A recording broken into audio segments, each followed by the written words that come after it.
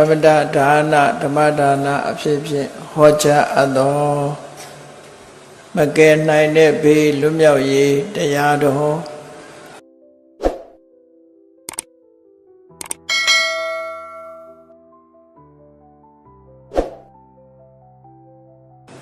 မကယ်နိုင်တဲ့ဘေးလွတ်မြောက်ရေးမြတ်စွာဘုရားဟောကြားတော်မူခဲ့တဲ့အမတာပုဒ္ဓိကဘေးဆိုတာအမတာပုဒ္ဓိကသုတ်တံဘုရားဟောထားတာကိုနိုင်မှတ်သားကြရအောင်ဒီနေ့အမတာပုဒ္ဓိကဆိုတဲ့ပါဠိစကားရဲ့အဓိပ္ပာယ်ကမာတာဆိုတာမိခင်ပုဒ္ဓဆိုတာသားသမီးအမေနဲ့သားသမီးဆိုတာပို့ပြီးတော့ရင်းနှီးတယ်အဖေနဲ့ဆိုင်အမေကပို့ပြီးတော့လက်ပွန်တတိနေရတာဖြစ်တော့သားသမီးတွေပုံမှာမေတ္တာတက်ရောက်မှုဟာပိုများတယ်ကရုဏာတက်ရောက်မှုကလည်းပိုများတယ်ဒါကြောင့်မို့နေရာတကာမှာသုံးတဲ့အခါမှာမာတာပိတုဥပဌာနံလို့မိခင်ကိုရှေ့တန်းတင်ပြီးတော့ပြောလေးဆိုလေးရှိကြတယ်ပေါ့အမေနဲ့အဖေမှာအမေဟာသားသမီးတွေအတွက်လက်ပွန်တတိမေတ္တာကရုဏာပို့ပြီးတော့ကြီးမားသည့်အတွက်ကြောင့်မိခင်နဲ့သားသမီးရဲ့ယဉ်နီးမှုဟာအင်တာမတာယောဆင်ကလည်းအင်တာမကြီးမားတယ်လို့သူတို့ပြောကြတယ်ဒါကြောင့်ဒီမှာမာတာဆိုတာမိခင်အမေပုဒ္ဓဆိုတာသားသမီးအမေနဲ့သားသမီးတူနဲ့တူတွေ့ဆုံခွင့်မရတော့ဘူးသို့မဟုတ်တူနဲ့တူကာကွယ်နိုင်တဲ့စွမ်းရည်တတ္တိတွေမရှိတော့ဘူးတူနဲ့တူအကူအညီပေးနိုင်တဲ့စွမ်းရည်တတ္တိမရှိတော့အောင်ကြီးမားတဲ့ဘေးရန်အန္တရာယ်ကြီးတွေဆိုတော့လောကမှာယမယံခါခြုံတတ်တာမျိုးလောကမှာရှိကြတဲ့ပုရုဇဉ်တ attva တွေကအမေနဲ့သားသမီးဆုံခွင့်မရတော့အောင်အမေနဲ့သားသမီးတကွဲတပြားဖြစ်သွားလောက်အောင်အမေနဲ့သားသမီးဟာတယောက်တယောက်မကယ်တင်နိုင်လောက်အောင်ကြီးမားတဲ့ဘေးရန်အန္တရာယ်ကြီးတွေလို့သတ်မှတ်ပြီးတော့ပြောကြတာတစ်မျိုးမြတ်စွာဘုရားသခင်ကိုရောမြတ်ကအမေနဲ့သားသမီးတွေ့ဆုံခွင့်မရတော့အောင်အမေနဲ့သားသမီးကယ်တင်လို့မရတော့အောင်ဘယ်လိုနည်းနဲ့မှမဖြစ်နိုင်တဲ့ကြီးမားကြောင်းမဲ့ဖွယ်ကောင်းတဲ့ဘေးရန်အန္တရာယ်လို့မြတ်စွာဘုရားဟောတာကတစ်မျိုးအဲ့ဒါလို့အမြင်ချင်းကွာခြားပြီးတော့လောကရဲ့ပြောဆိုချက်တွေနဲ့မြတ်စွာဘုရားရဲ့ဆုံးမချက်တွေကွယ်လွဲခြားနားမှုတွေရှိတာဒီကနေ့မှတ်သားနာယူပြီးတော့မကယ်နိုင်တဲ့ဘေးဆိုတာဘယ်မကယ်နိုင်တဲ့ဘေးလဲဘယ်ဟာကိုခေါ်တာလဲအမေကလည်းသားသမီးကိုမကယ်နိုင်ဘူးသားသမီးကလည်းအမေကိုမကယ်နိုင်ဘူးဆိုတဲ့ကြောက်မဲ့ဖွယ်ကောင်းတဲ့အန္တရာယ်ကြီးတွေကျုံလာတတ်တာမျိုးလောကကြီးမှာရှိတယ်ပုရုဇဉ်တရားဝါတွေရဲ့လောကသားတွေရဲ့အမြင်ကတစ်မျိုးရှိတယ်ပေါ့မကယ်နိုင်တဲ့ဘေးအဝိဓမ္မချစ်ခင်လာပါတယ်ဆိုတဲ့ဒီအမိနဲ့သားတော်မကယ်နိုင်ဘူးလို့ဆိုတဲ့ဘေးကဘယ်လိုဘေးမျိုးတုံးဆိုတာကိုလောကလူသားတွေရဲ့အမြင်ကိုရှုစွာမြတ်စွာဘုရားဟောကြားပြီးတော့တကယ်တော့အဲ့ဒါအမေနဲ့သားသမီးမကယ်နိုင်ဘူးဆိုတာဟာလုံးဝသေးသေးချာချာကြီးပြောလို့မရတဲ့အရာသာဖြစ်တယ်လုံးဝမကယ်နိုင်တဲ့ဘေးဆိုတာရှိသေးတယ်ဆိုပြီးတော့မြတ်စွာဘုရားကထောက်ပြရှင်းလင်းဟောကြားခဲ့တဲ့သုတ်တံတစ်ခုပဲပေါ့အမတာပုဒ္ဓိကမိဘနဲ့မိခင်နဲ့သားသမီးတွေဘယ်လိုနည်းနဲ့မှတူတူကဲတင်ခြင်းကမတတ်နိုင်တဲ့ဘုရားအကြောင်းပဲဖွယ်အကြုံတွေ့အန္တရာယ်ကြီးတွေဆိုတာ ဘာတွေလဲလို့ပုရုဇဉ်တ attva တွေကလောကသားတွေကဘယ်လိုသတ်မှတ်ကြသလဲဆိုတာကိုမြတ်စွာဘုရားအရင်ရှင်းပြ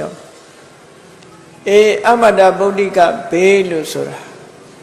မကယ်တင်နိုင်တဲ့ဘေးကြီးဟာလောကမှာ၃မျိုးရှိတယ်လို့ထိုခေတ်ရေပုံရပြောတဲ့စကားပေါ့နော်ရေပုံရပြောတဲ့စကားတစ်ခုပြောတာမကယ်တင်နိုင်တဲ့ဘေးဆိုတာဘာတွေတုံးလို့ဆိုလို့ရှိရင်ရွာလုံးကျွတ်မြို့လုံးကျွတ်လောင်ကျွမ်းတဲ့မိဘေးတဲ့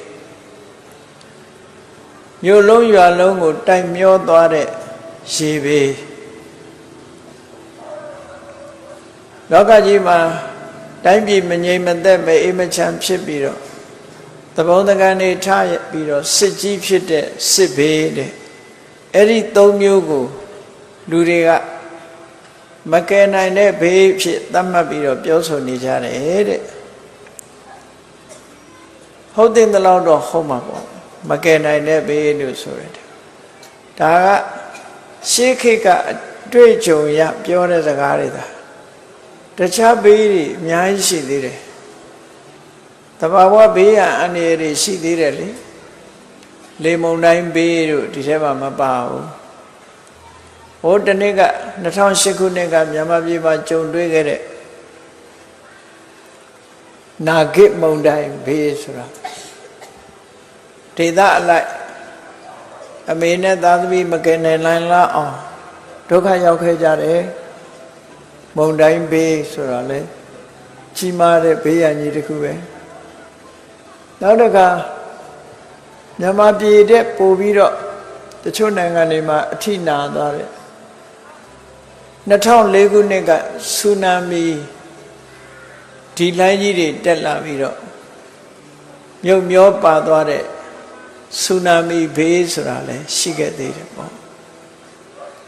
အဲ့ဒီဘေးကြီးတွေကလည်းပဲအလွန်ကြောက်စရာကောင်းလို့မိဘနဲ့သားသမီးဟာတူကယ်နိုင်တဲ့ဘေးတွေမဟုတ်ဘူးတဲ့တွေ့ခွင့်မရှိဘူး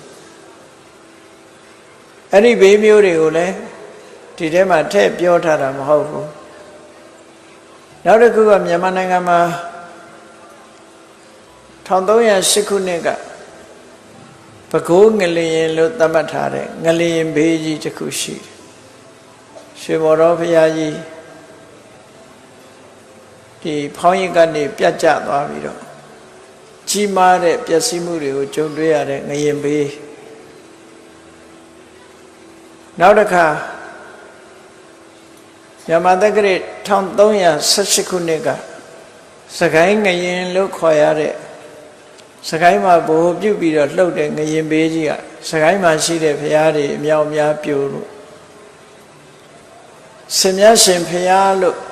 ဒီနေ့ခေါ်နေတဲ့ယရနာစီရီရှင်မြတ်ရှင်ဘုရားမှာအဲ့ဒီခေတ်ဝါရနဲ့ဆိုရင်တော့ကဲပါတွေပေါ့ညလာပြီးတော့ဘုရားတစ်ဆောင်ထဲမှာအိတ်ကြတဲ့ကဲပါတွေတရောင်းစားတွေလူ30လောက်ဟာဘုရားပြိုကြတော့ပါသွားတာစကိုင်းမှာမိသားစုတူကလည်းအိမ်လုံးကျွတ်ပါသွားတဲ့ဘေးတွေရှိတယ်အဲ့ဒီလိုငရင်ဘေးကြီးတွေလည်းပဲမြန်မာပြည်မှာအချိန်ချင်းကြုံခဲ့တာဒါတွေကလည်းကြုံပြီဆိုလို့ရှိရင်တော့တူနဲ့တူကဲတင်နိုင်တာမဟုတ်ဘူးမြန်မာပြည်တွေမှာကတခြားနိုင်ငံတွေမှာလည်းပဲငလျင်ဘေးတို့မုန်တိုင်းဘေးတို့ဒီလိုင်းဘေးတို့ဆိုတာတွေကမကြာခဏကြားပြီးတော့နေကြဒီဓမ္မကဘူးစေဘေးစစ်တမ်းတွေလည်းမကြာခဏကြားပြီးတော့ကြားရဆဲလည်းဖြစ်တယ်ပေါ့ကြားရလက်တန့်ကြားရဆဲ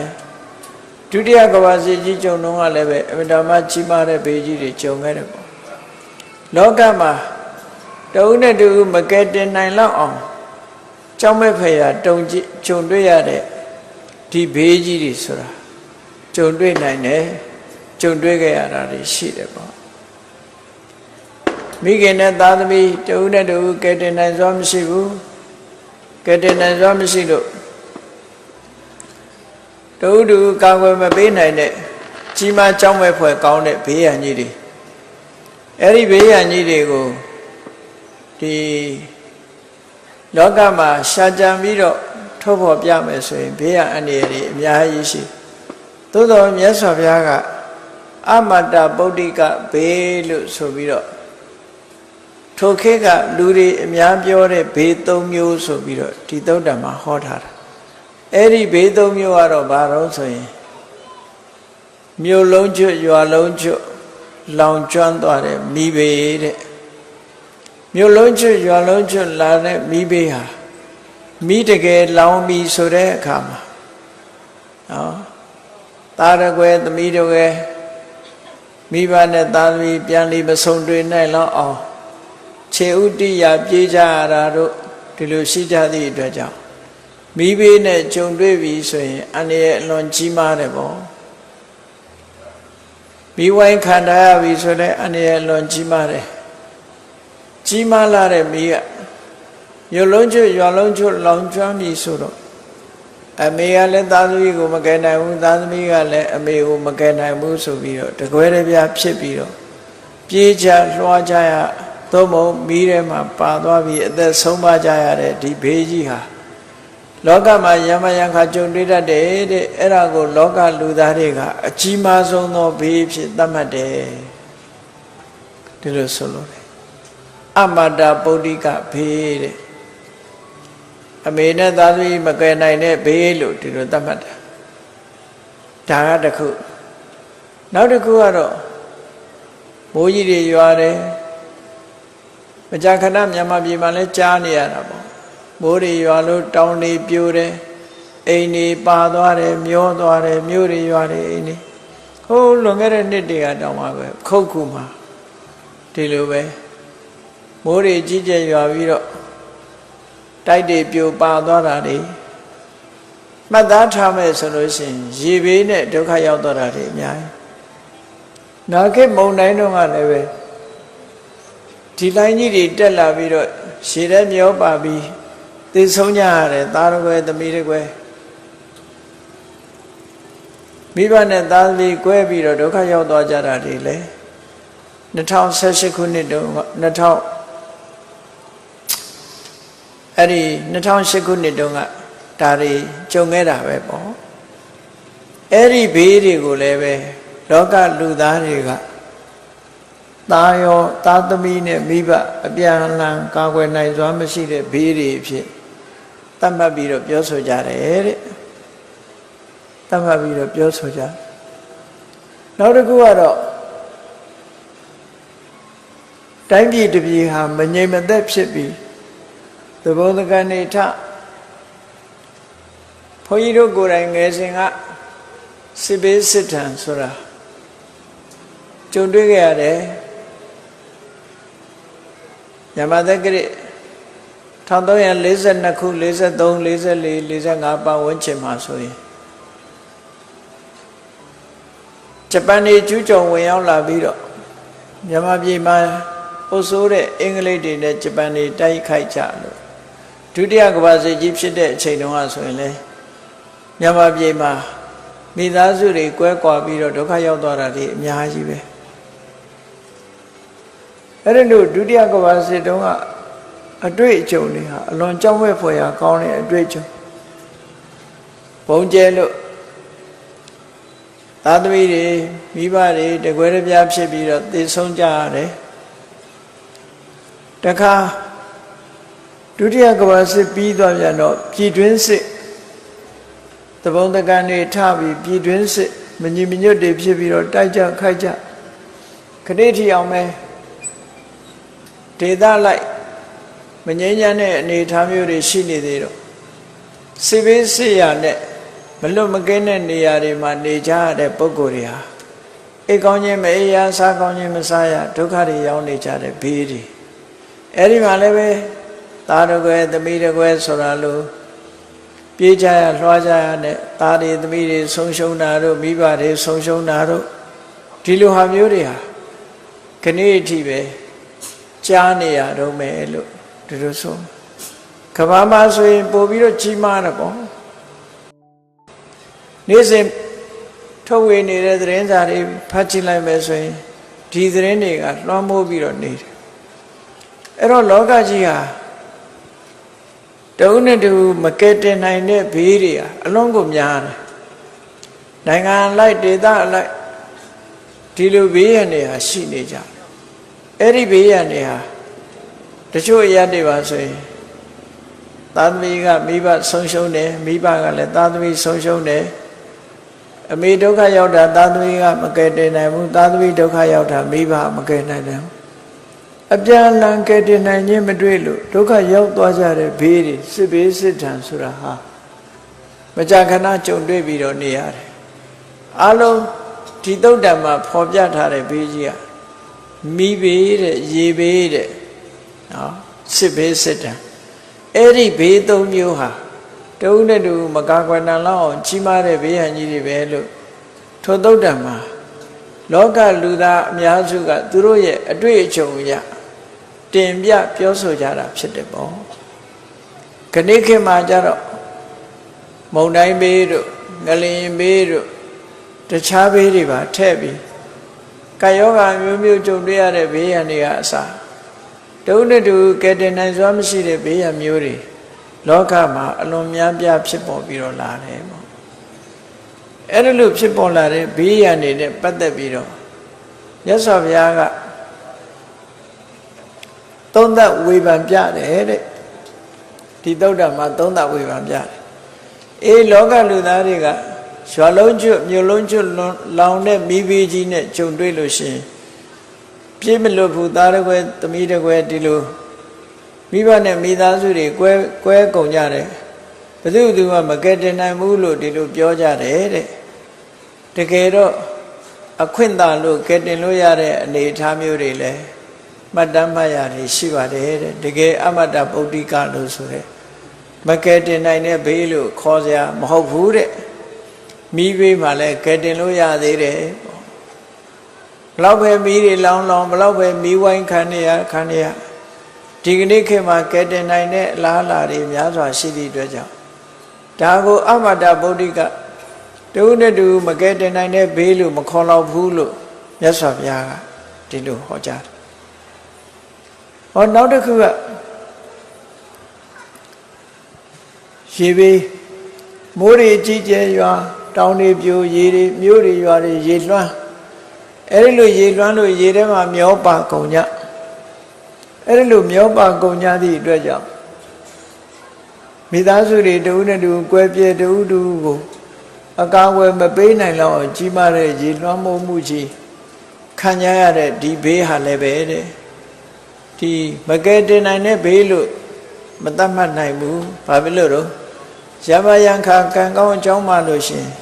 ဘလောက်ကြီးတဲ့ရေလိုင်းကြီးတွေပဲဖြစ်ဖြစ်အသက်ရှင်ကြံပြီးမိသားစုပြန်ပြီးဆုံစည်းရတာမျိုးတွေတူနဲ့တူကူညီပေးနိုင်တာမျိုးတွေရှိသေးတယ်ဟုတ်တာပဲဆူနာမီတော့ကပြန်လီပြီးတော့ဆုံစည်းတဲ့မိသားစုတွေရှိသေးတာပဲအဲ့ဒါမျိုးလို့မကယ်တင်နိုင်ဘူးလို့ဆိုတာရှားခိုင်လုံးပြည့်တော့မဟုတ်ဘူးမမှန်သေးဘူးလို့မြတ်စွာဘုရားဒီလိုသုံးသပ်ပြီးတော့ပြတယ်နောက်တစ်ခုကျတော့စစ်ဘေးစစ်ဒဏ်ဟုတ်တယ်စစ်ဘေးစစ်ဒဏ်မှာခံရလို့ပြေးကြရလွှားကြရနဲ့သားတော်ကွယ်သမီးတွေကွယ်ဒီလိုမိသားစုတွေကွဲသွားပြီးတရားတခြားရောက်သွားတော့လေပြန်လီဆုံစည်းရတဲ့ဇလန်းတွေရှိနေသေးတာပဲဒါကြောင့်မို့လို့မကယ်တင်နိုင်တဲ့ဘေးလို့ပြောလို့မရသေးဘူးလို့မြတ်စွာဘုရားကတကယ်တော့မိဘနဲ့သားသမီးကယ်တင်နိုင်တဲ့အခွင့်အလမ်းတွေရှိတဲ့ဘေးရမျိုးသာဖြစ်တယ်အခုပြောတဲ့ဘေးသုံးမျိုးဟာမကယ်တင်နိုင်တဲ့ဘေးမျိုးမဟုတ်သေးဘူးလို့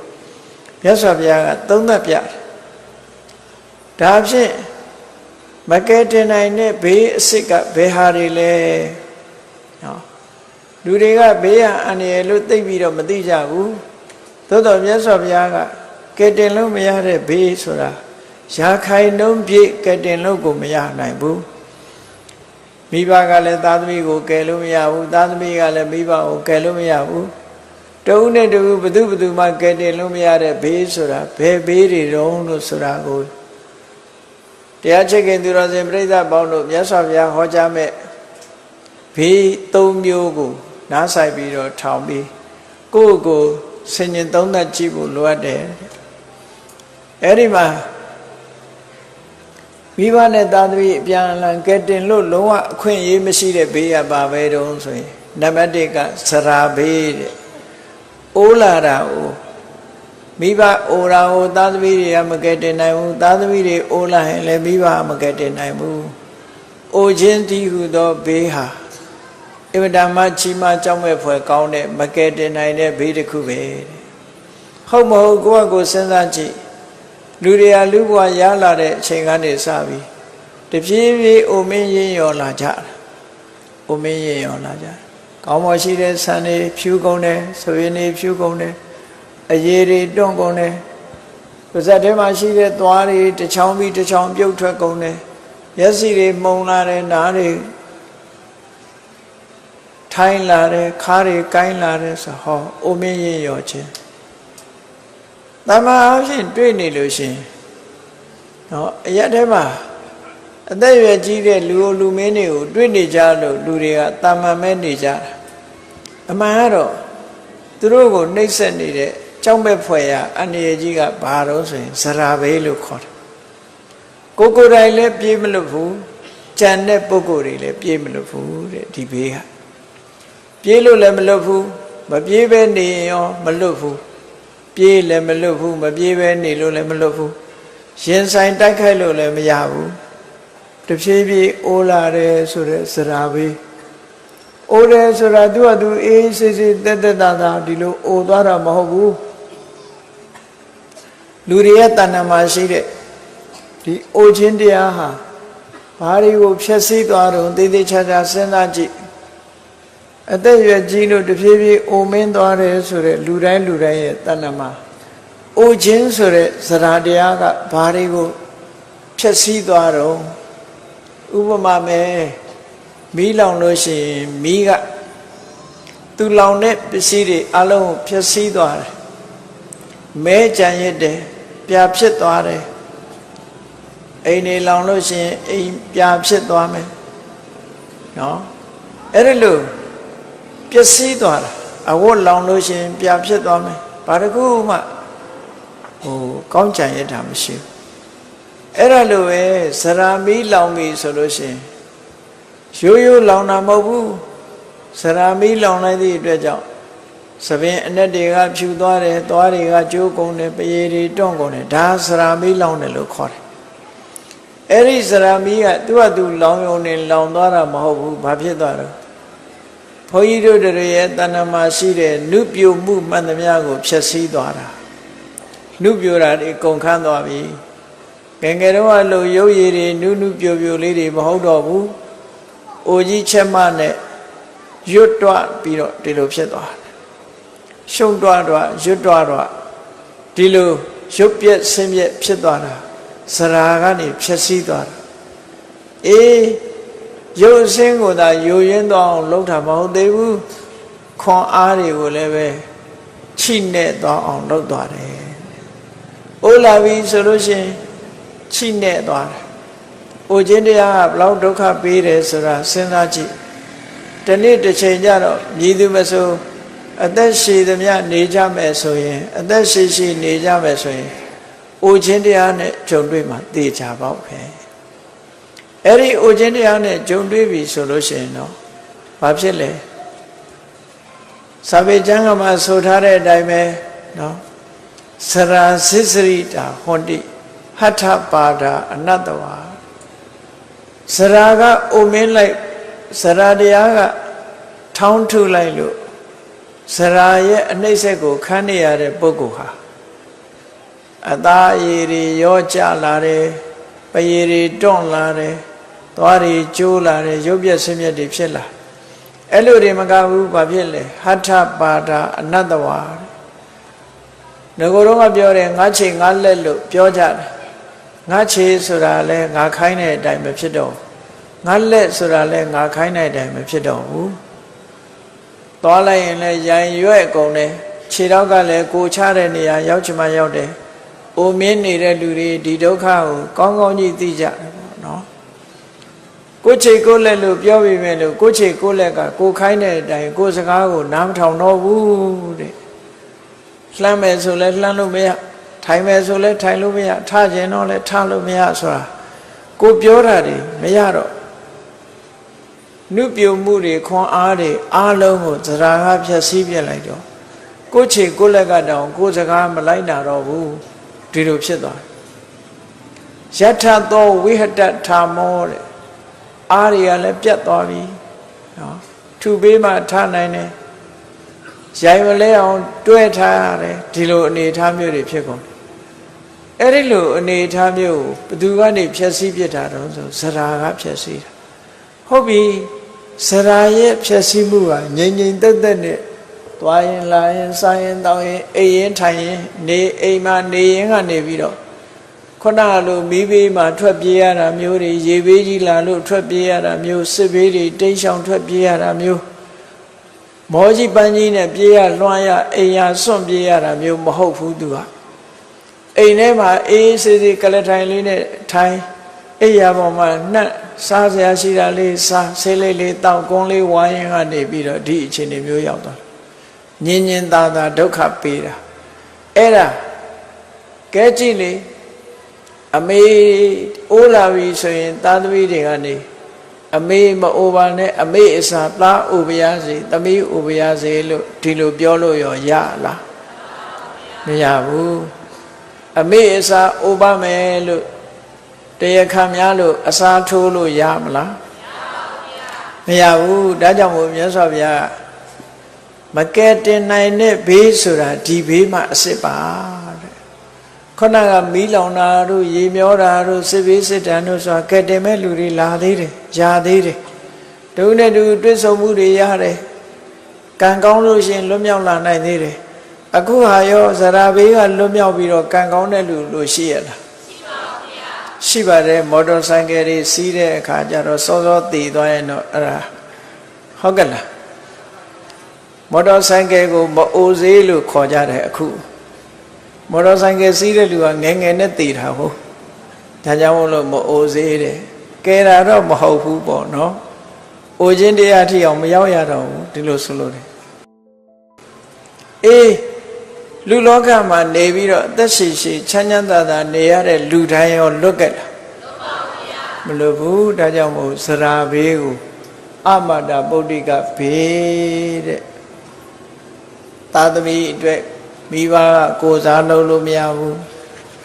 မိဘအတွက်သာသမီကိုစားအိုလို့မရဘူးငါအမေမအိုပါစေနဲ့ငါသားလေးငါသမီးလေးမအိုပါစေနဲ့သာသမီတို့ကိုစားအမေပဲအိုပါမယ်အမေမအိုပါနဲ့အမေကိုစားသာသမီတို့ပဲအိုပါမယ်လို့ပြောလို့ရလားမရလို့ဒါကြောင့်မို့မြတ်စွာဘုရားလုံးဝအခွင့်အရေးမရှိသည့်အတွက်ကြောင့်ဇရာဘေးသာလဲအမတဗုဒ္ဓိကဘေးအစ်စ်ပါလို့မြတ်စွာဘုရားဒီလိုဟောတာနော်အဲ့ဒါကိုကြက်ကြက်စိတ်ထဲမှာနှလုံးသွင်းထားနောကလူတွေကငါငယ်သေးတယ်တို့ကအခုမှအသက်လေးဘလောက်ရှိသေးတယ်မအိုဘူးလို့ဒီလိုထင်တယ်မကြခင်မဲ့အိုခြင်းတရားဟာစားရင်တောက်ရင်သွားရင်လာရင်နဲ့ရောက်လာတယ်နော်ရောက်လာပြီဆိုတဲ့အခါမှာခြေမကင်ပြီးလက်မကင်ပြီးဖြစ်တတ်တယ်ဒါကြောင့်မို့လို့အဲ့ဒီဘေးကိုကျွတ်တင်ပြီးတော့ကာကွယ်နိုင်တာတွေရှိလားဆိုရှိတယ်ကျွတ်တင်ပြီးတော့စဉ်းစားထားဘယ်လိုစဉ်းစားထားစရာဓမ္မောမိစရံအနတ္တိတောငါမှအိုခြင်းသဘောရှိတယ်အိုခြင်းတရားကိုငါမလွန်မြောက်နိုင်သေးဘူးဆိုတဲ့အတွေးလေးကိုတွေးပေးထားတဲ့မကြတွေးတနေ့ကျငါအိုရအောင်အိုဒါရီမစဉ်းစားချင်ဘူးနော်စိတ်ပြည့်စရာတွေစိတ်ဓာတ်ကျစရာတွေမစဉ်းစားချင်ဘူးလို့ဒီလိုမတွေးလေနဲ့ကျွတ်တင်ပြီးတော့သိမြင်ထားခြင်းဟာအမှန်တမ်းကောင်းတယ်အေးမအိုသေးခင်က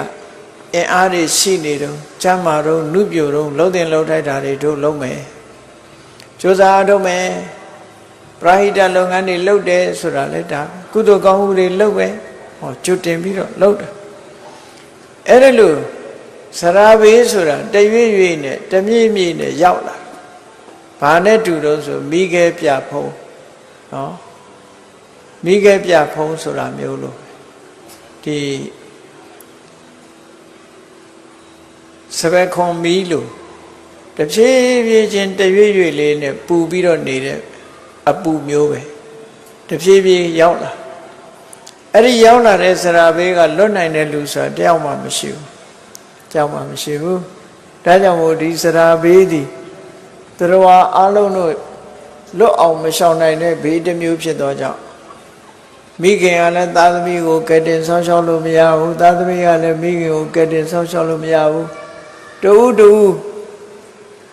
အစားထိုးကူညီလို့မရနိုင်တဲ့မတားမြစ်နိုင်တဲ့ဘေးဖြစ်သောကြောင့်ဒါသာလည်းအမတ္တပုဒ္ဓိကဘေးအစစ်ရာခိုင်နှုန်းပြည့်ဘေးဖြစ်တယ်လို့မြတ်စွာဘုရားကဒီလိုဟောတာ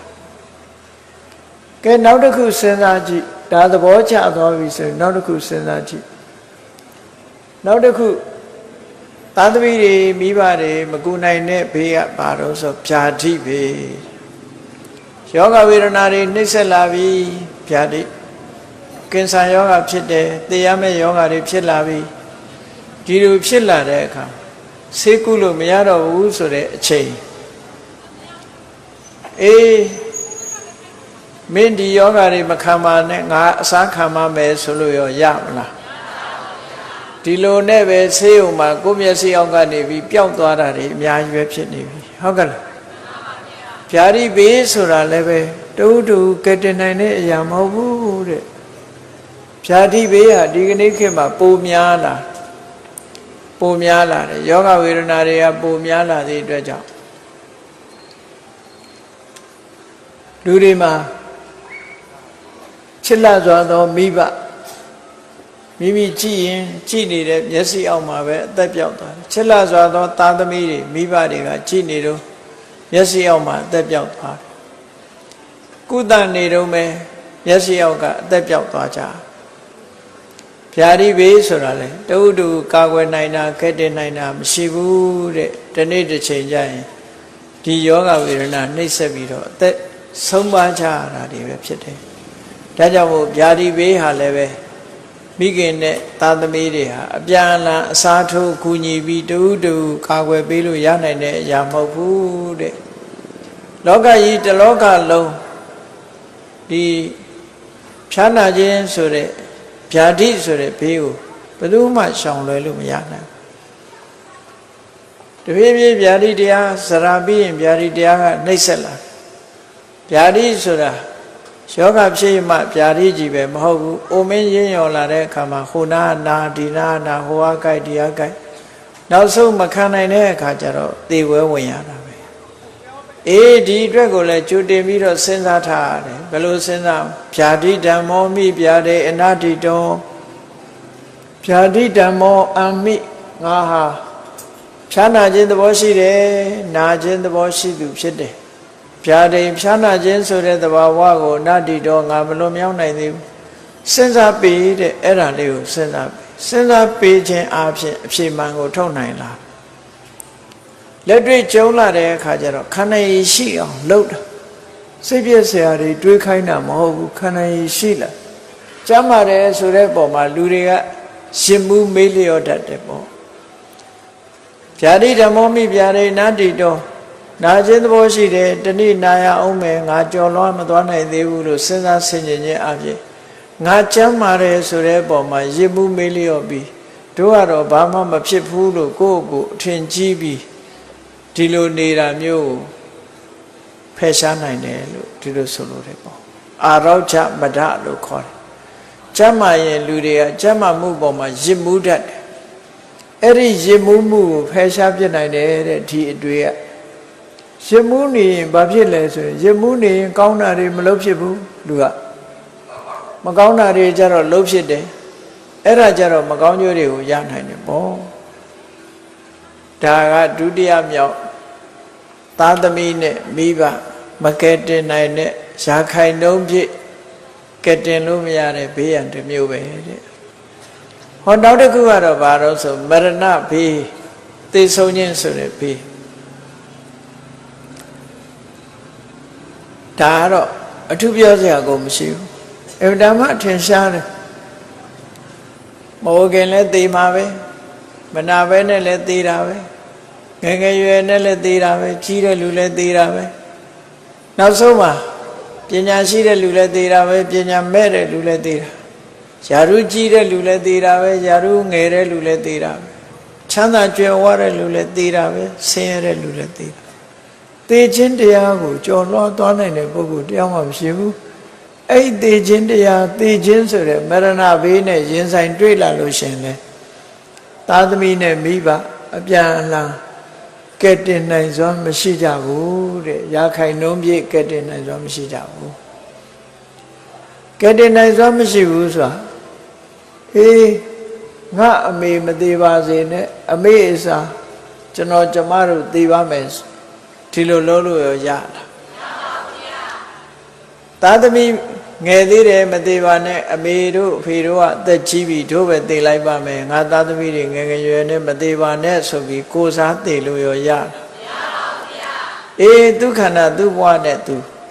သေခြင်းတရားကိုဘယ်သူမှရှောင်ရှားသွားလို့မရဘူးတဲ့ဒါကြောင့်မို့ဒီဘေးရန်ကလည်းအပြန်အလှန်ကဲတင်လို့ရတဲ့ဘေးမဟုတ်ဘူးတဲ့မကာကွယ်နိုင်တဲ့မကဲတင်နိုင်တဲ့ဘေးပဲအဲ့ဒါနဲ့ပတ်သက်ပြီးတော့လေကျွတင်စဉ်းစားရမှာဘာလို့ဆိုမရဏဓမ္မောမိမရဏနာတိတောမရဏဓမ္မောသေတတ်တဲ့သဘောရှိနေတယ်ငါမှာမရဏသေခြင်းကိုအနတ္တိတောမလွန်မြောက်နိုင်သေးပါလားလို့ကိုယ့်ကိုဆင်ញင်စဉ်းစားတယ်ဆင်ញင်စဉ်းစားကြည့်တဲ့အခါကျတော့ဘာဖြစ်လဲဆိုလူတွေမှာအသက်ရှင်နေလို့ရှိရင်အသက်ရှင်မှုကိုအကြောင်းပြုပြီးကျန်တဲ့လူတွေသာသေတာငါမသေဘူးဆိုတဲ့ရစ်မှုမှုကဖြစ်ပေါ်တတ်တယ်စီဝိတမထလို့ခေါ်တယ်အဲ့ဒီရစ်မှုမှုကိုအကြောင်းပြုပြီးတော့မဟုတ်တာတွေလှုပ်လာတတ်တယ်တဲ့ဒါကြောင့်မို့သေခြင်းတရားကိုဆင်ញင်စဉ်းစားလိုက်တဲ့အခါကျဇီဝိတမထဆိုတဲ့အသက်ရှင်တဲ့ပုံမှာရစ်မှုမေးလျော့နေတာကိုဖယ်ရှားပြနိုင်တယ်ဒီလိုဆိုတာအဲ့တော့အခုပြောခဲ့တဲ့စရာဘေးဗျာတိဘေးမရဏဘေးလို့ဆိုတဲ့ဒီဘေးကြီး၃ပါးကတော့လောကကြီးတစ်ခုလုံးဟာအမိနဲ့သားမပြောနဲ့ဘသူနဲ့ဘသူမှကာကွယ်နိုင်တာမရှိဘူးတဲ့ခုနဟာတွေကကာကွယ်နိုင်သေးတယ်ကဲတင်နိုင်သေးတယ်လွတ်အောင်ပြေးလို့ရသေးတယ်မိဘေးဆိုတာလည်းလွတ်အောင်ပြေးလို့ရတယ်ရေဘေးကလည်းလွတ်အောင်ပြေးလို့ရတယ်စစ်ဘေးစစ်တမ်းတွေကလည်းလွတ်အောင်ရှောင်လို့ရသေးတယ်အိုခြင်းနာခြင်းသေခြင်းဆိုတဲ့ဘေးကြတော့လွတ်အောင်ရှောင်လို့ရရလားမရပါဘူးဗျာဒါကြောင့်မို့စာပေကျမ်းဂန်ထဲမှာဗာပြောထားတော့ဆိုအာကိသံတက်ခိခန္ဓာဝမစ္စုဗျာတိစရာတယောဒီ၃ခုဟာဘာနဲ့ဥပမာတူတော့ဆိုရင်မိဘုံကြီးလိုပဲမိဝိုင်းထားသလိုပဲကိုယ်ရှိကိုရင်ဆိုင်လာတဲ့မိဘုံကြီးတွေမိလုံးကြီးတွေဟာလိမ့်ပြီးတော့ကိုယ်စီကိုလာအိုခြင်းဆိုတဲ့မိလုံးကြီးနာခြင်းဆိုတဲ့မိလုံးကြီးသေခြင်းဆိုတဲ့မိလုံးကြီးဒီမိလုံးကြီးဟာကိုယ်စီကိုလိမ့်ပြီးတော့လာနေတယ်ရင်ဆိုင်လာနေတယ်ပစ္စုခန္တုံဗလနတ္ထိဇဝနတ္ထိပလာယိတုံအဲ့လိုကိုယ်စီမှာတလိမ့်လိမ့်နဲ့ရွေ့ပြီးတော့လာတဲ့စာရိစရာစာစရာဗျာတိမရဏဆိုတဲ့ဒီကြောက်မဲ့ဖွယ်အန္တရာယ်ကြီး၃ခုကိုရင်ဆိုင်တွန်းလှန်ဖို့ဆိုပြန်တော့လေနော်အားမရှိဘူးတဲ့ကိုယ်မှာဒါတွေကိုတွန်းလှန်ပြစ်ဖို့ကိုယ်မှာအားမရှိဘူးသဝနတ္ထိပလာယိတုံနဲ့ပြန်လည်မတွန်းပြန်နိုင်ဘူးလွတ်အောင်ပြေးမယ်ဆိုလို့ထွက်ပြေးရင်လေသူတို့စီကလွတ်နိုင်လောက်တဲ့အလင်းမြန်မှုနှုံတာကိုယ်မှာမရှိဘူးတဲ့ဆိုလိုတာကရင်ဆိုင်ပြီးတော့လည်းမတွန်းလှန်နိုင်ဘူးထွက်လည်းမပြေးလို့မရဘူးလို့ဆိုလိုတယ်ဟုတ်ကဲ့လားအဲ့တော့ဘာဖြစ်တုံလက်မြောက်ပြီးတော့အရှုံးပေးရတော့တာပေါ့ဒီလိုဆိုတာအဲ့ဒီဘေးကြီး၃မျိုးဟာလူတိုင်းမှာဒီဘေးကြီး၃မျိုးဟာကြုံတွေ့နေကြတယ်သေးသေးချာချာလေးနဲ့စဉ်းစားကြည့်ကြုံတွေ့နေတယ်အဲ့ဒီကြုံတွေ့နေတဲ့ဘေးကြီးတွေတအုပ်နဲ့တူမကာကွယ်နိုင်သည့်အတွက်ကြောင့်ချစ်လစွာသောမိခင်ကချစ်လစွာသောသားသမီးတွေကိုဒီဘေးကနေလွတ်မြောက်အောင်ဘယ်လို့မှမတတ်နိုင်ဘူးသားသမီးကလည်းမိဘကိုမတတ်နိုင်ဘူးမိဘကလည်းသားသမီးကိုမတတ်နိုင်ဒါကြောင့်မို့ဒီဘေးတည်တာလေတကယ်ကိုမကဲတင်နိုင်တဲ့ဘေးအစစ်ဖြစ်တယ်ဟုတ်ပြီအဲ့ဒါလို့မကဲတင်နိုင်တဲ့ဘေးကြီးကလွတ်မြောက်ဖို့နီလန်ရောရှိလားကဲလို့တော့မရဘူးလွတ်အောင်လုပ်လို့တော့ရတယ် ဒီအဓိပ္ပာယ်နှစ်ခုသေးသေးချာချာခွဲခြားပြီးတော့မှတ်သားတာအဲ့ဒီဘေးကြီးတွေကလွတ်လန်းကိုတော့ရှာလို့ရမယ်ကယ်လို့တော့မရဘူးတရားဝါလို့ဖြစ်လာလို့ရှိရင်အိုခြင်းကနေကယ်လို့လည်းမရဘူးနာခြင်းဘေးကကယ်လို့လည်းမရဘူးသေခြင်းဘေးကလည်းကယ်လို့မရဘူးဘယ်သူမှမကယ်နိုင်ဘူးသို့တော့အိုခြင်းဘေးနာခြင်းဘေးသေခြင်းဘေးဆိုတဲ့ဒီအမတ္တမௌဒိကဘေးရန်ကြီးတွေကနေလွတ်မြောက်တဲ့နိလန်ရောရှိပါသလားလို့ဆိုရှိတယ်မြတ်စွာဘုရားရဲ့အဆုံးအမတွေထဲမှာလွတ်မြောက်တဲ့နိလန်ဆိုတာဘာလဲလို့ဆိုရင်မဂ္ဂင်၈ပါးအကျင့်တရားပဲဒီဘေးတွေဘယ်တော့မှမကြုံရလေအောင်လွတ်မြောက်တဲ့နီးကိုဒီနီးကိုအသုံးချခြင်းအဖြစ်အိုခြင်းဆိုတာလည်းမရှိဘူးနာခြင်းဆိုတာလည်းမရှိဘူးသေခြင်းဆိုတာလည်းမရှိဘူးအိုခြင်းကလည်းလွတ်မြောက်မယ်နာခြင်းကလည်းလွတ်မြောက်မယ်သေခြင်းကလည်းလွတ်မြောက်မယ်လို့ဆိုလို့အဲ့တော့မဂ္ဂင်၈ပါးအကျင့်တရားကိုကျင့်ရမယ်ဒီလမ်းကြောင်းကရှောက်လို့ရှိရင်တော့အိုခြင်းနာခြင်းသေခြင်းဆိုတဲ့ဘေးကလွတ်မြောက်နိုင်တယ်လို့ဆိုဒါဖြင့်ဘယ်လိုရှောက်ကြမလဲနော်အိုတတ်တဲ့လူတွေနာတတ်တဲ့လူတွေသေတတ်တဲ့လူတွေအိုခြင်းနာခြင်းသေခြင်းဆိုတဲ့ဒီဒုက္ခတွေမရင်ဆိုင်ခင်ကိုယ်တဏ္ဍာမှာရင့်ကျက်လာအောင်လုပ်ရမယ့်တရားတွေကဘာလို့ဆိုအစဉ်တိုင်းပြောမယ်ဆိုရင်သမ္မာဝါစာသမ္မာကမ္မန္တသမ္မာအာဇီဝလို့ကိုချင်းသီလကိုအရင်ပြေဝအောင်လုပ်ရမယ်သမ္မာဝါစာဆိုတာစကားကိုပြောတဲ့အခါမှာနော်မှန်ကန်တဲ့စကားဒီချီးမွမ်းမွယ်စကားမျိုးကိုသာပြောကြသမ္မာဝါစာဖြစ်အောင်ကိုချင်းသီလနဲ့ပြည့်စုံအောင်နေရမယ်နှုတ်နဲ့ပတ်သက်ပြီးတော့လည်းထိမ့်သိမ်းဆောက်ရှောက်သမ္မာဝါစာဖြစ်အောင်ဘာလုပ်ရမလဲမူတာဝါဒကရှောင်ရမယ်မှန်တာကိုသာပြောရမယ်နော်လိန်ဒီပြောဆိုခြင်းမှရှောင်ပြီးတော့မှန်တာကိုသာပြောခြင်းတဦးနဲ့တဦးမတည့်အောင်ဂုံးတိုက်ခြင်းကရှောင်ပြီးတော့တဦးနဲ့တဦးစိတ်ဆက်ညီညွတ်အောင်သာပြောရမယ်ကျန်တဲ့ရိုင်းပြတဲ့စကားမျိုးတွေမပြောဘဲနဲ့ရင်ကျေးလိမ်မှာနဝင်ချိုသာတဲ့စကားမျိုးကိုသာပြောရမယ်အကျိုးမရှိတဲ့လောကအကျိုးတန်တရားအကျိုးဘာအကျိုးမှမရှိတဲ့တရားလက်လွတ်စကားတွေမပြောဘဲနဲ့ဓမ္မအကြောင်းဝိနည်းအကြောင်းမှန်ကန်တဲ့အကြောင်းတရားမျိုးကိုသာလည်းပြောဆိုရမယ်နှုတ်ကိုစီကံထားတာသမ္မာဝါစာလို့ခေါ်တယ်ကိုချင်းသီလလူတိုင်းဟာပါဇက်ပါတယ်ပါလာတဲ့ပါဇက်ကဘာအတွက်လဲလို့မေးရင်ထမင်းစားဖို့နဲ့စကားပြောဖို့ဟုတ်တယ်မဟုတ်လားထမင်းစားဖို့နဲ့စကားပြောဖို့ဆိုဟုတ်ပြီထမင်းစားတယ်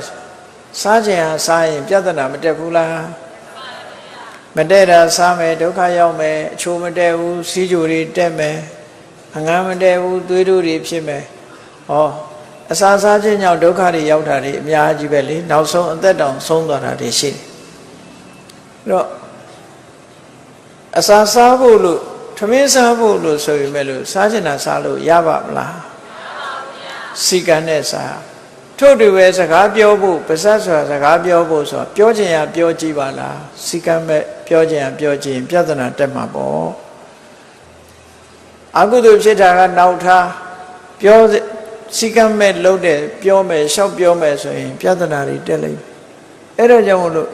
နှုတ်ကိုစီကံချက်ထားရမယ်လိမ်မပြောဘူးမှန်တာကိုပဲပြောမယ်ဂုံးတိုက်တဲ့စကားကိုမပြောဘူးတူနဲ့တူတဲ့အောင်သာပြောမယ်ချမ်းတမ်းရိုက်ပြတဲ့စကားကိုမပြောဘူးချိုးတာတဲ့စကားကိုသာပြောမယ်အကျိုးမရှိတဲ့စကားတွေကိုမပြောဘူးအကျိုးရှိတာကိုသာပြောမယ်ဒါစီကံအဲ့ဒီစီကံအတိုင်းလိုက်နာတာကိုသမ္မာဝါစာလို့ခေါ်တယ်နော်ဒါကိုလိုက်နာနိုင်ရအဲ့ဒါဟာအိုခြင်းတရားကိုလွတ်မြောက်နိုင်တဲ့အိုခြင်းတရားကလွတ်မြောက်နိုင်တဲ့နိလန်းပဲသေခြင်းတရားကနာခြင်းကလွတ်မြောက်နိုင်တဲ့နိလန်းအိုဘေးနာဘေးသေဘေးကလွတ်မြောက်နိုင်တဲ့နိလန်းတစ်ခုပဲဟောနောက်တစ်ခါသမ္မာကမ္မန္တတဲ့သမ္မာကမ္မန္တဆိုတာအလုတ်ကိုယ်ဒီလျောက်လုပ်တဲ့အခါမှာလဲစိကံနဲ့လုပ်စိကံနဲ့လုပ်ရမယ်ဆိုတာသူများထိခိုက်တာတို့ကိုယ်ထိခိုက်တာတို့မလုပ်ရဒါကြောင့်မို့သူများသက်တတ်တယ်ဆိုတာသူများကိုထိခိုက်သွားတယ်အဲ့ဒါကြောင့်မို့ပါဏာတိပါဒရှောင်ရမယ်အကျဉ်းတရားထားရမယ် နောက်တစ်ခုကအဋိဏဒါနသူများမပေးတဲ့ပစ္စည်းယူခြင်းမှရှောင်ရမယ်နော်စင်စင်ကြဲကြဲရိုးသားဖြောင့်မတ်စွာနေရကာမေတုမိစ္ဆာစာရကာမကိစ္စတွေမှာမတရားတဲ့နီလန်းတဲ့ကာမကိစ္စမလုပ်ရဘူးရှောင်ရမယ်ဆိုဟောဒါကိုတမန်ကမ္မတလို့ခေါ်တာဆိုလိုတာကဝစီဒုစရိုက်၄ပါးကရှောင်တယ်ကာယဒုစရိုက်၃ပါးကရှောင်တယ်တမ္မာဝါစာတမန်ကမ္မတကိုချင်းသီလလို့ခေါ်တယ်အဲ့ဒီကိုချင်းသီလပြည့်လာပြီးတဲ့နောက်မှာတမ္မာအာဇီဝအသက်မွေးတဲ့အခါမှာအဲ့ဒီကိုချင်းသီလပြည့်ပြည့်ဝဝနဲ့အသက်မွေးပြီဆိုလို့ရှိရင်တော့တမ္မာအာဇီဝဖြစ်တယ်အဲ့ဒါဆိုရင်လူဘဝဟာလုံလောက်တယ်တဲ့ကိုချင်းသီလကိုအခြေခံလိုက်တယ်သီလအခြေခံလိုက်တော့ဘာဖြစ်လဲသီလစောင့်ထိန်တဲ့ပုဂ္ဂိုလ်သီလရှိတဲ့ပုဂ္ဂိုလ်ဟာမဟုတ်တာလုပ်ပါအောင်မလားမလုပ်တော့အပြစ်ကင်းတဲ့ဆိုတဲ့အနဝိဇ္ဇဒုက္ခအပြစ်ကင်းတဲ့ချမ်းသာကိုရတယ်သီလဆိုဒီမှာကိုယ်ကိုယ်တိုင်သီလလုံပြီးပြန်ပြီးတော့စဉ်းစားလိုက်တိုင်းစိတ်ထဲမှာကြည်နူးတယ်ကြည်နူးတာဟာဝမ်းမြောက်မှုကိုဖြစ်စေတယ်ဝမ်းမြောက်မှုကပီတိကိုဖြစ်စေပီတိကစိတ်နှလုံးအေးချမ်းမှုကိုဖြစ်စေတယ်စိတ်နှလုံးအေးချမ်းမှုသည်ချမ်းသာမှုကိုဖြစ်စေပြီးတော့ချမ်းသာမှုသည်စိတ်ဓာတ်တည်ငြိမ်မှုတမာတိကိုဖြစ်စေစိတ်ဓာတ်တည်ငြိမ်မှုတမာတိသည်ယထာဘူတဉာဏတသနာအစစ်အမှန်ကန်ကိုသိတယ်ဆိုတဲ့ပညာကိုဖြစ်စေတယ်ဆိုဒီသီလဟာအလကားဆောင်ခိုင်းတာမဟုတ်ဘူးတမာတိနဲ့ပညာအတွက်သီလကိုစောင့်တည်ရတယ်ကိုချင်းတရားကောင်းရတယ်ကိုချင်းတရားကောင်းမှလူတွေရဲ့စိတ်ဓာတ်တည်ငြိမ်မှုဆိုတာအပြည့်အဝရတယ်စိတ်ဓာတ်တည်ငြိမ်မှုအပြည့်အဝရမှအသိပညာမှန်မှန်ကန်ကန်သိတာဆိုတာဖြစ်တယ်ဒီလိုဆိုလိုတာဟုတ်ကဲ့အဲ့ဒါကြောင့်မို့လို့အမတဗုဒ္ဓိကဘေးလို့ခေါ်တဲ့အိုခြင်းဘေးနာခြင်းဘေးသိခြင်းဘေးကလွတ်ချင်လို့ရှိရင်နံပါတ်1ဟောဒီကိုခြင်းသီလနဲ့ပြည့်စုံအောင်ကြိုးစားမယ်ဒါနဲ့ရင်ပဲလုံလောက်ပြီလားဆိုမလုံလောက်သေးဘူးနောက်တစ်ဆင့်တက်ရမယ်ဆိုတမာတိကျင့်စဉ်ကိုကျင့်ရမယ်တမာတိကျင့်စဉ်ဆိုတဲ့နေရာမှာတမ္မာဝါယာမတမ္မာတတိတမ္မာသမာဓိလို့ဆိုတဲ့တမ္မာဝါယာမဆိုတာမှန်ကန်စွာကျူးပန်းအထုတ်ခြင်းကိုခေါ်တယ်မှန်ကန်စွာကျူးပန်းအထုတ်တယ်ဆိုတာဘယ်လိုဟာကိုပြောတာလဲဆိုတော့ကိုယ်တဏ္ဍမှာအကုသိုလ်တွေမဖြစ်သေးရင်မဖြစ်အောင်ထိမ့်သိမ်းဆောက်ရှောက်ရမယ်ဖြစ်ပြီးလို့ရှိရင်ဖယ်ရှားနိုင်အောင်ကြိုးစားအထောက်ရမယ်ကုသိုလ်တွေမဖြစ်သေးဘူးဆိုဖြစ်အောင်လုပ်ရမယ်ဖြစ်ပြီးသားကုသိုလ်တွေတိုးပွားလာအောင်လုပ်ရမယ်လို့ဟောဒီကြိုးပမ်းအထောက်မှု၄ရပ်ဒီကြိုးပမ်းအထောက်မှု၄ရပ်ကိုတမ္မာဝါယာမလို့ခေါ်တယ်အဲ့ဒီတမ္မာဝါယာမဆိုတာကိုကိုယ်တဏ္ဍမှာထူထောင်မှုလို့တယ်အိုခြင်းနာခြင်းသိခြင်းကလွတ်ချင်ရင်ဒါမျိုးကိုလုပ်ရမယ်လို့ဆိုတယ်မဖြစ်သေးတဲ့အကုသိုလ်တွေမဖြစ်အောင်ဖြစ်ပြီးသားအကုသိုလ်တွေဖယ်နိုင်အောင်မဖြစ်သေးတဲ့ကုသိုလ်တွေဖြစ်လာအောင်ဖြစ်ပြီးသားကုသိုလ်တွေတိုးပွားလာအောင်လို့ဟောဒီလိုကြိုးပမ်းအထောက်ပါအဲ့ဒါလိုကြိုးပမ်းအထောက်ပြီးဆိုရင်တမ္မာတတိတဲ့အတိုင်းကောင်းတဲ့ကိစ္စတွေမှာအမှတ်ရမှုကအရေးကြီးတယ်ပေါ့တတိမဖြစ်လို့ရှိရင်ဉာဏ်မဖြစ်ဘူးဒါကြောင့်မို့တတိတရားဆိုတာအရေးကြီးသည့်အတွက်ကြောင့်ကြိုးပမ်းအထောက်ပြီးဆိုတဲ့အခါမှာတတိထားပြီးတော့ကြိုးပမ်းအထောက်ရမှာဖြစ်တော့ကြောင့်တမ္မာတတိဆိုတာအရေးပါတယ်ပေါ့အေးကြိုးစားအထုတ်လို့တတိလည်းရှိလာပြီဆိုတဲ့အခါမှာစိတ်တည်ငြိမ်မှုဟာလည်းအရေးပါတယ်ဒါကြောင့်မို့တမ္မာသမာဓိဆိုတဲ့စိတ်တည်ငြိမ်မှုကိုလည်းကြိုးပမ်းအထောက်ရမယ်ဆိုတော့ဒီတမ္မာဝါယာမတမ္မာတတိတမ္မာသမာဓိဒီ၃မျိုးကိုကိုယ်တဏ္ဍမှာထူထောင်လိုက်ခြင်းအပြင်ဘာဖြစ်လာလဲတမ္မာဒိဋ္ဌိအမှန်မြင်လာတယ်တမ္မာသင်္ကပ္ပအမှန်တွေးတတ်လာတယ်ဆိုတာဟောပေါင်းလိုက်တဲ့အခါမဂ္ဂင်၈ပါးဖြစ်သွားဘူးလားအေးမဂ္ဂင်၈ပါးဖြစ်သွားဘူးမဂ္ဂင်၈ပါးအကျင့်တရားကိုကျင့်ကြံကြိုးကိုအားထုတ်မှအိုခြင်းပေနာခြင်းပေသိခြင်းပေဆိုတာတွေကလွတ်မြောက်နိုင်တယ်တဲ့အဲ့ဒီမကဲတင်နိုင်တဲ့မကဲနိုင်တဲ့ဘေး၃မျိုးကနေလွတ်မြောက်နိုင်တဲ့တရားဟာဒီမဂ္ဂင်၈ပါးအကျင့်တရားသာလည်းဖြစ်တယ်ဟုတ်ပြီမဂ္ဂင်၈ပါးအကျင့်တရားဆိုတာတမ္မာဒိဋ္ဌိအမှန်မြင်တယ်ဆိုတာသစ္စာ၄ပါးကိုအမှန်သိတာအဲ့ဒီအမှန်မြင်မှုအတွက်အမှန်စဉ်းစားပေးရမယ်တမ္မာသင်္ကပ္ပအလုံးပေါင်းလိုက်တဲ့အခါသီလရဲ့သမာဓိရဲ့ပညာရဲ့ဒီ၃ခုကိုကျင့်ကြံကြိုးကိုအထုတ်လို့ အထွတ်ထိပ်ရောက်သွားပြီဆိုလို့ရှိရင်တော့နော်အိုခြင်းနာခြင်းသိခြင်းရှိတဲ့ဘဝကနေပြီးလွန်မြောက်သွားပြီးတော့မအိုရမသေးရမနာရတဲ့နိဗ္ဗာန်ချမ်းသာကိုမျက်မှောက်ပြုနိုင်တာပေါ့အဲ့ဒီကြလို့ရှိရင်မကယ်နိုင်တဲ့ဘေးတွေကနေလွတ်မြောက်သွားတယ်လို့ဒီလိုဆိုတာနော်နောက်ထပ်အိုစရာမရှိတော့ဘူးနာစရာမရှိတော့ဘူးသေစရာမရှိတော့ဘူးဒီကျင့်စဉ်တိုင်းကျင့်မဲ့ဆိုလို့ရှိရင်ဒီမဂ္ဂင်၈ပါးအကျင့်တရားကိုကျင့်လိုက်ခြင်းအပြင်တွေ့တာမှုတွေတို့မုန်းတီးမှုတွေတို့ဒါတွေမလာတော့သည့်အတွက်ကြောင့်ဒီဩဒ္ဒနာတတည်တတ်တဲ့ခန္ဓာဆိုတာမရတော့ဘူးဩဒ္ဒနာတတည်တတ်တဲ့ခန္ဓာတွေမလာတော့ဘူးဆိုတဲ့အခါမှာဩခြင်းနာခြင်းသိခြင်းဆိုတာလာပါအောင်မလားမလာတော့ဘူးတဲ့ဒါကြောင့်မို့လို့မကယ်တင်နိုင်တဲ့ဘေးတွေလွတ်မြောက်ဖို့ရအတွက်ဟောဒီမဂ္ဂင်၈ပါးအကျင့်တရားကိုကျင့်ကြံကြိုးကိုအထောက်ကြရမှာဖြစ်တယ်တဲ့မြတ်စွာဘုရားအမတဗုဒ္ဓကသုတ်တံမှာဒီလိုဟောတာဒါဖြင့်ဘလို့ကျင့်မှလဲလို့မေးလို့ရှိရင်အခုခေတ်အနေနဲ့ပြောရဆိုလို့ရှိရင်အလုံးနားလည်နေတာဘာတော့ကမ္မထမ်းထိုင်တယ်တရားအထုတ်တယ်ဆိုတာမဂ္ဂင်၈ပါးကိုအထုတ်တာပဲဟုတ်ကလားမှန်ပါဗျာကိုယ်တဏ္ဍမှာရှိတာဘာတွေရှိတော့ဆိုယုံနဲ့နာ2မျိုးပဲရှိတယ်အဲ့ဒီယုံနာ2မျိုးဟာကိုယ်တဏ္ဍမှာရှိနေတဲ့ဟောဒီရုပ်ခန္ဓာကိုယ်ကြီးကရုပ်ထိုရုပ်ခန္ဓာကိုယ်ကြီးကိုမှီပြီးတော့သိနေတာတွေကနန္တရားအဲ့ဒါလို့အတိသိစိတ်တွေခံစားမှုတွေမှတ်သားမှုတွေဒါတွေကနန္တရားအဲ့ဒီယုံနဲ့နာနှစ်ခုပေါင်းဆက်ပြီးတော့သူရဲ့ငါရဲ့ဒီလိုဖြစ်ပြီးတော့နေတာတကယ်တော့ယုံနာဟာယုံနာ2မျိုးပဲရှိတယ်ဆိုတာထင်းထင်းရှားရှားကြီးသိလာပြီးမြင်လာပြီးဆိုလို့ရှိရင်တမ္မာဒိဋ္ဌိမှန်ကန်တဲ့အမြင်တစ်ခုရလာမှန်ကန်တဲ့အမြင်တစ်ခုပေါ်မှာမှန်ကန်တဲ့အတွေးတွေတွေးခြင်းအပြင်အသိဉာဏ်တွေဟာရင့်ကျက်ပြီးတော့လာရင့်ကျက်လာအဲ့ဒါလို့ရင့်ကျက်လာလို့မဂ္ဂင်၈ပါးစွမ်းအားတွေပြည့်လာပြီဆိုလို့ရှိရင်တော့အိုခြင်းကင်းရာနာခြင်းကင်းရာသိခြင်းကင်းရာဆိုတဲ့နိဗ္ဗာန်ကိုမျက်မှောက်ပြုနိုင်မှာဖြစ်တယ်တဲ့ဒါကြောင့်တရားချက်ခင်သူတော်စင်ပြိဿအပေါင်းတို့မကယ်နိုင်တဲ့ဘေးတွေကိုလွတ်မြောက်စေနိုင်တဲ့နိလန်းဟာမဂ္ဂင်၈ပါးအကျင့်တရားကိုကျင့်ကြံကြိုးကိုအထောက်ခြင်းသာဖြစ်တယ်ဆိုတာ